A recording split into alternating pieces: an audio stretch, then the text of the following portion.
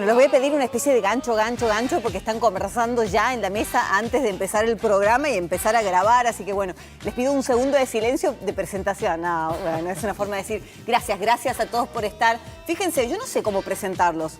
Sí, como Roberto Cantos y Julio Paz, como Julio Paz y Roberto Cantos, como el dúo Coplanacu. ¿A quién presento primero? ¿Se enoja alguno? No nos enojamos ya. No, ya. Antes sí. Antes sí, claro. Ajá. Y antes Yo ahora prefiero que vaya el otro primero. ¿Ah, sí? Sí, preferís que vaya Roberto adelante, eso, absolutamente. Eso. No, el burro adelante no, pero que ¿No? el hombre primero en el punto. Porque qué cosa, ¿no? Al momento de presentarlos, como el dúo Coplanacu directamente. Como vos quieras. Sí, ya está, como yo quiera. Bueno, ahora vamos a hablar de todo. Sábado a la noche. Sábado a la noche, hay que relajarse, ellos ya están relajados. Bueno, Claudia Martínez está con nosotros, está al frente de la Secretaría de Lucha contra la Violencia de Género, Trata de Personas. Gracias por estar acá. Gracias a ustedes por la invitación. Bueno, mucho también tenemos para hablar, quiero decir, con vos, sobre todo que es un tema candente, ¿no? Y en vez de bajar los porcentajes que conocemos últimamente, con la cantidad de campañas que hay inclusive, eso no sucede, ¿no? Tiene que haber alguna razón. Estamos en un momento crítico, como dice Rita Segato. Estamos en una etapa de brote epidemiológico donde hay altos índices no solo de feminicidios, sino de hechos que están sucediendo. Entonces, es un fenómeno que hay que estudiar, hay que profundizar y hay que poder interpelar las prácticas que el Estado está ofreciendo. Ya hablamos de todo eso. Fernando Napoli es médico, es especialista en la lucha contra el tabaquismo. Ayer fue un día mundial y estaba mirando también en el día de ayer que entre las tendencias sobresalían todas las búsquedas, los hashtags vinculados a las búsquedas de cómo paliar, ¿no? El tabaquismo en el mundo entero. Así que esa es una buena también, es una buena noticia. Sí, la verdad es que, bueno, gracias por invitarme y la verdad que es una lucha intensa. Yo escuchaba atentamente lo que decías vos y recuerdo lo que empezamos a hacer hace 20 años con el tema de la lucha antitabaco y hoy felizmente ya nadie discute ni nadie se cuestiona que el hábito de fumar enferma y mata. Entonces esto ya es muy importante. No obstante, quedan muchísimas acciones por realizar porque es una lucha como dispar. A ver, doctor, era una locura pensar hace tiempo atrás cuando salió la ordenanza que prohibía fumar en bares, en restaurantes, sí. en boliches, sí. en peñas, qué sé yo. Uno decía, imposible de aplicar. Sin embargo... En todos lados se fumaba y de hecho en los aviones no había espacios para fumadores no fumadores, en los colectivos, en los ceniceros en las... El apoyabrazo de los aviones, el cenicero grande. Había una falta de conciencia total y en realidad cuando empezamos a analizar desde lo médico nos daba mucha impotencia ver cómo la gente, desconociendo el tema, enfermaba y moría. O sea, nosotros decimos que la principal causa de muerte en el mundo está relacionada con el hábito de fumar. La gente cree que es un cilindro inofensivo y tiene 4.720 componentes químicos. Qué locura. Entonces imagínate que el solo hecho de inhalar y de pitar esto, o sea, solo saber que cuando terminaste de fumar un cigarrillo te has restado 14,5 minutos de vida, o sea, básicamente es un suicidio, ¿no? O sea, miraba también en las redes sociales que hay un montón de tutoriales para dejar de fumar, en 5 pasos, en 10 pasos, utilizando esto, aquello. Sí. Pero ¿qué es lo que... A ver, que genera que uno decida dejar de fumar? Porque, digamos, mira, a ver, hay como varios paliativos para hacerlo, pero me parece que es la voluntad. La pregunta es interesantísima y la arista es muy amplia. A ver, primero, hay factores que desencadenan la decisión. Un ser querido que falleció, un amigo, un vecino, una limitación física, tiene una relación sexual y de pronto tiene imposibilidad o tiene impotencia, porque el hábito de fumar también genera impotencia.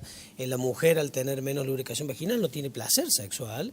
El que va a correr, no puede caminar, no puede hacer las acciones habituales, o simplemente el mal olor que le genera el cigarrillo. Entonces, te bañaste, pilchaste, perfumás, después te fumás un cigarrillo y olés a esto, ¿no? Entonces, claro. básicamente son distintos factores los que desencadenan. Después hay como como diferentes etapas. Una etapa de precontemplación, que vos le decís, che, debería dejar de fumar, y te dicen, no me jodas. Una segunda etapa que vos decís, che, estaría bueno, déjame lo que lo piense. Y hay algunos que están 15 o 20 años pensándolo, ¿no? Así se pasa la vida. Así. Y está el otro que te dice, lo estoy intentando, ya está en la etapa de contemplación. Está considerando la posibilidad, está ensayando para dejar de fumar. Hay otros que dejan espontáneamente, como hablábamos fuera de cámara, ¿no? O sea, una saturación de receptores hace que el individuo no pueda fumar más. Cuando dice, tengo una resaca terrible, claro, saturó receptores de nicotina y ya no pudo más. O bien un dolor pectoral que simula un infarto, dice, no, ya lo dejé, o una promesa, está por nacer mi hijo, o esto que te decía que se murió un ser querido. Pero volviendo a estas instancias de cesación tabáquica, cada paciente es un mundo totalmente diferente. Ya cuando entra a la consulta, el arte de curar es eso. Vos mirás a los ojos a un individuo y sabes si está enfermo, qué siente, por qué vino, qué le pasa, qué es lo que está esperando que vos le digas, cómo lo podés ayudar. Y la verdad que es una satisfacción muy grande. Bueno, ya ir al médico es porque uno ¿no? tiene intención de buscar una cura, ¿no? Ese ya es un buen primer paso. Ya está en la etapa de contemplación. Con el tema, claro que sí. Y hablando de etapas, ¿en qué etapa están? ¿En qué etapa se encuentran? Y hemos dejado de fumar nosotros. ¿Fumaron alguna vez? Sí, yo fumo muchísimo. Ah, mira. Ajá. Sí. En realidad fumé todo lo que tenía que fumar y dejé. ¿Fue como una saturación? Hace unos años. Como decía el doctor. Y no entiendo muy bien cómo fue, ni me interesa tanto entenderlo, ¿no? Porque con haber dejado pero suficiente. te mantuviste, claro. Claro. Sí, dejé hace más de 12 años. Ajá. Sí. ¿Y Julio, en tu caso? No, yo fumaba muchísimo. Le contaba al doctor que fumó los particulares 30, eso, que eran cartuchos de dinamita. Sí. Claro, para matar mosquitos. No, publicidad no. Y bueno, un día como que me faltó el aire, medio que me ahogué, pero ya lo venía pensando, porque fumamos muchísimo, casi 3 etiquetas por Y eso también hace día. varios años, y digo, ¿cómo repercutía, no? A la hora de presentarse, de cantar, de tocar. Me falta, no cantaba en esa época. Ajá. En esa época trabajaba, y trabajaba pesado, trabajaba bien rudo, digamos, ¿no? Entonces, una noche me faltó un poco el aire y fui y dije, basta, hasta aquí. Y fue ahí y nunca más en la vida volví. Tenía 24 años y nunca más fumé, pero nada. Claro, muy jovencito. ¿Cómo se conocieron? Me costó, ¿no? Me costó, sí, me costó. Sí. Pero, sí, ¿Cómo se conocieron? Nos conocimos en una peña. ¿A dónde nos conocimos? Bueno, está bien. No va a ser una Imagino que sí. ¿En qué estado? Yo estaba armando una estantería en la biblioteca y me preguntaba leyendo. Bueno, me parece que me están tomando el pelo. No, en una peña, Ok, en una peña. Una peña que ¿y se quién llamaba estaba tocando en ese el momento? Carillón. No, estábamos en una guitarreada. Ajá. Estaban tocando todos. Sí. Y ahí nos conocimos. ¿Y fue un flechazo? Y Digo, nos vimos. No. este otro toca bien. Me gusta, me parece que podríamos hacer un... A ver, pero había mucha gente que tocaba muy bien. ¿no? A mí me llamó la atención, no lo conocía a Roberto, nunca lo había visto, y lo escuché cantar y cantaba un tema que en ese momento de Carnota, que era, Carnota hizo como una pequeña revolución dentro del folclore, con acordes nuevos, acordes del jazz, de otra onda, ¿no? Ajá. Entonces, había un tema que todavía no lo había grabado, que es uno de los que más populares hizo, que se llamaba Grito Santiagueño, una samba, y se la escuché cantar a él y me llamó mucho la atención porque en esa época no se cantaba cosas con tanto contenido, sino que era una época que había que pasar de largo, digamos, de la poesía y de un montón, no se podía decir mucho, digamos. Entonces, las zambas que se cantaban eran cosas festivas, rítmicas. Triviales. Sí. Entonces, esa samba me llamó mucho la atención y bueno, nos sentamos ahí y cantábamos. En esa época se cantaba en rueda. Venía gente que no se conocía. ¿Y el cantaba. público? ¿A dónde se Sí, sentaba? no, es que no había público. El público éramos todos. Era Iban un lugar, alternando el que ponerle tocaba, el que cantaba. con 15 mesas, había una guitarra que era de ese lugar y la guitarra circulaba por las mesas. Claro.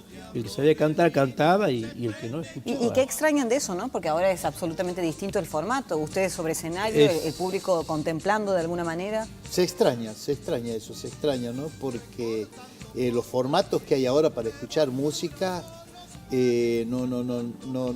Primero que la cuestión impositiva y todos esos lugares no funcionan, digamos, se cierran por el peso de la carga impositiva que hay. Siempre son lugares para 50 personas, Es muy 30 difícil personas. sostener un lugar con música en vivo, ¿no? Es muy difícil. Entonces, ha cambiado mucho eso con respecto a ahora, ¿no?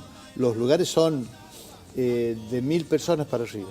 Tienen que ser 500, 300 para que rinda, mínimo, para que se pueda sirva, hacer, para que se pueda hacer. se pueda hacer, digamos, ¿no? Porque hay que contratar sonido, ya no es como antes con la guitarra, aquí estábamos 50 y con la guitarra.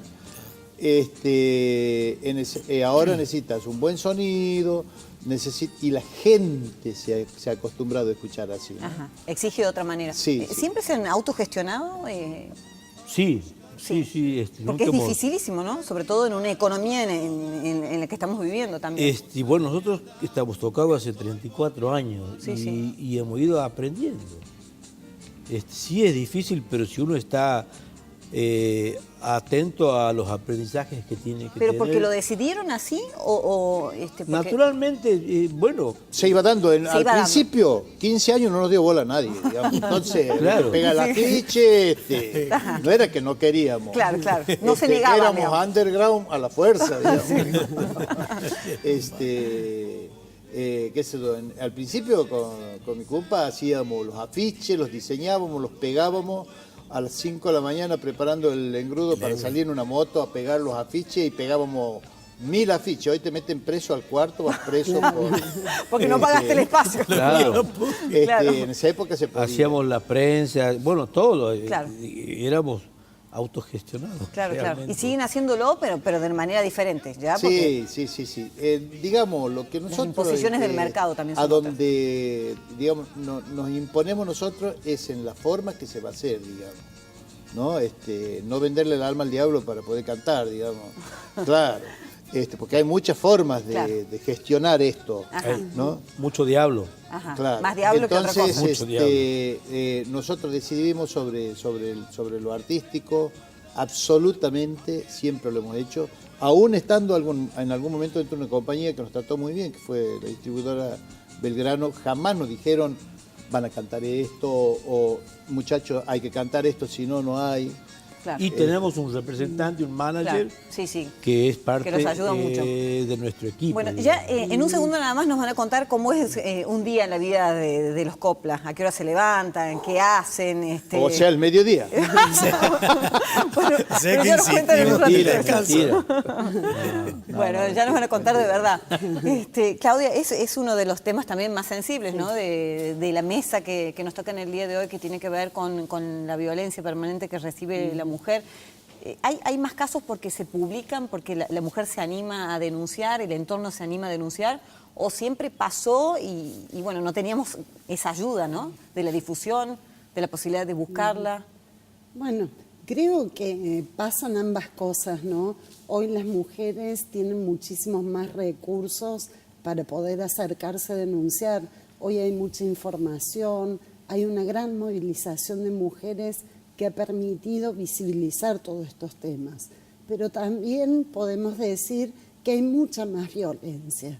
Vemos que aparece hoy como un fenómeno que el varón, ante este surgimiento del movimiento de mujeres, es como que se trata de defender y aparecen algunos ataques que vemos que detrás de un femicidio aparecen un montón de otros hechos de violencia. Entonces, creo que tenemos que mirar esos dos aspectos. Hay un centro, ¿no?, de tratamiento para hombres, inaugurado hace cuánto tiempo. Así es, sí. Tenemos un centro de varones que está hace 3 años en la provincia de Córdoba. Este centro fue creado como una herramienta para ayudar a las mujeres. En realidad veíamos que todos aquellos tratamientos que se hacían con las mujeres era casi imposible poder avanzar, porque de alguna manera todas estas mujeres no alcanzaban a comprender las medidas porque los varones no comprendían lo que estaba pasando. Así es que creamos A ver, es un centro de tratamiento al cual los hombres que han tenido problemas de violencia llegan obligados por la justicia o lo hacen voluntariamente. No, en general vienen todos por orden judicial. Es muy raro que un varón se acerque por su propia voluntad. Los varones están obligados los varones están necesitando acceder a ese tipo de recursos porque no alcanzan a comprender cuál es la medida judicial. Por eso, en ese sentido, en el Centro de Varones hay un equipo especializado de psicólogos, trabajadores sociales, psiquiatras, donde en ese equipo interdisciplinario tratan de hacerlos reflexionar sobre esta ¿Y qué balance pueden hacer de estos 3 años, no? Mira, en estos 3 años se han atendido 6.000 varones. Sí, es muchísimo. La cifra es muy elevada porque está vinculada también a la cantidad de denuncias que se hacen y a la gravedad de los casos. No todos los varones son derivados a este centro, sino que tienen que ver con algunos indicadores de riesgo. Y en general no han reincidido, sino que, digamos, algunas reincidencias leves, pero los varones van reflexionando y experimentando este cambio, que ellos también lo están necesitando. De alguna manera, los varones también son víctimas del patriarcado. Ningún varón nace queriendo ser violento. No podemos decir que todos los varones son violentos, sino que hay un mandato de masculinidad que de alguna manera los coloca en una situación y muchas veces sin esa ayuda profesional. Hay que trabajar, me parece, con las nuevas generaciones. Tienen hijos también. Me parece que entre los más chicos no hay tales diferencias. Mujer, hombre, esto puede hacer el hombre, esto puede hacer la mujer. Entre ellos se ven, me parece, muchos más iguales y son los que de alguna manera nos pueden llegar a salvar, ¿no? No las hay, de verdad no las hay, ¿eh? Pero me parece que hay que trabajar en todas las edades, ¿no? Yo creo, no solo con los chicos. Sí, por supuesto, sí. Creo que se cuenta con muchísimas más herramientas ahora. Primero, como otras costumbres, otra forma de mirar las cosas. Y creo que así como también hay más hechos de violencia, también está más presente la discusión y el diálogo sobre el tema. Antes no se hablaba del tema. Antes no se hablaba, la mujer era así, el hombre era así. Exacto. Sí, no se discutía. Y chao. Y también en esta nueva movida que hay, también creo que se está como afinando también la puntería a ver dónde hay que trabajar, ¿no? Porque yo particularmente, y me hago cargo que digo, por ahí veo cuando se hizo la marcha en apoyo, digamos, Sí, al aborto legal, ¿esta última? No. No, la anterior, que fue... la del 8 de marzo. Claro. Una menos. Okay, ni una menos. Traje a mi hija, que tiene 5 años, vine con mi mujer. Y bueno, y hubo un par de chicas que nos increpaban a los varones, porque estábamos en la marcha, porque si estábamos en la marcha éramos unos machirulos, queriendo quitar el rédito. Y al contrario, ¿no? Es necesario esta compañía. Le pasó a uno de nuestros cronistas también, increpándolo de esa manera. Bueno, pero hay todo... yo creo que no es tan sencillo, o sea, justamente yo creo que hay que evolucionarlo a eso, porque vuelta, ¿no? Yo desde que tengo memoria, desde que soy chico y con mi compa hace 34 años que cantamos, hemos defendido absolutamente el derecho humano y por supuesto el de la mujer, que siempre ha estado como tocadito. Si vos ves la cosa de los derechos humanos, las peores atrocidades se han hecho con mujeres, quitarle los hijos, violaciones, torturas en los genitales. Eso es el patriarcado, ¿no? Bueno, Claro. Entonces nosotros hemos denunciado muchísimas veces eso. Nosotros nos hemos expuesto ante 40.000 personas. Entonces, ha sido medio pesadito para mí que me dijeran por ir a apoyar la marcha, ¿no? A mí me parece que el feminismo es un movimiento diverso. Hay de todo. De todo, sí. Hay mujeres machistas confundidas, digamos, y que no la tienen tan clara como otras. Es un movimiento